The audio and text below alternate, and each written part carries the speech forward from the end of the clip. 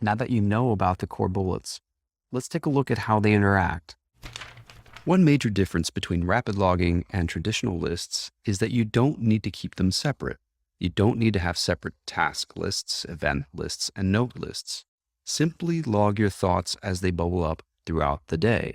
You'll be able to quickly distinguish between the types of thoughts you have because of their symbol. This will allow you to quickly scan the edge of the page to find what you're looking for later. In order to highlight specific entries, we use signifiers. Signifiers are used to give our entries additional context.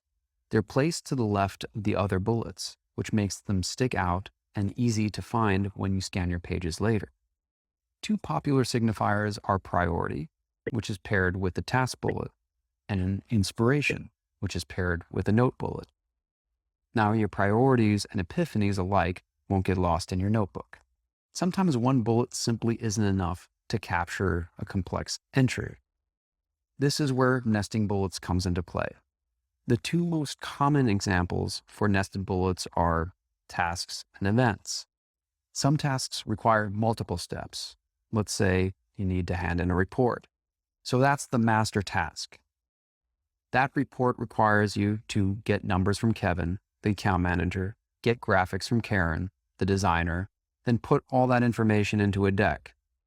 Finally, have the deck proofed by Chris, the copy editor, because of that unfortunate typo in the last report.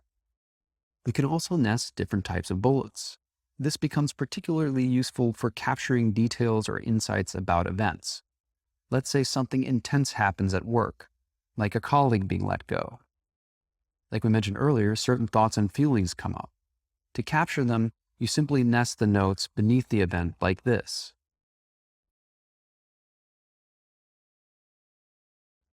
If this event inspires some actions, simply use the task bullet. In this case, it would be, see if I can be helpful while Kevin is replaced. Update resume, just in case. Nesting notes with events can be particularly useful for writers who like to capture some salient details to build on later. It's also useful for those of you who enjoy long-form journaling.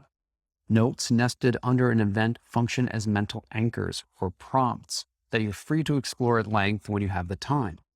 In this way, nesting notes helps us go from note-taking to note-making, from simply capturing information to developing and understanding, which we'll talk about a little bit later. Now that we know how to capture and categorize individual thoughts, let's take a look at how we can organize groups of related thoughts.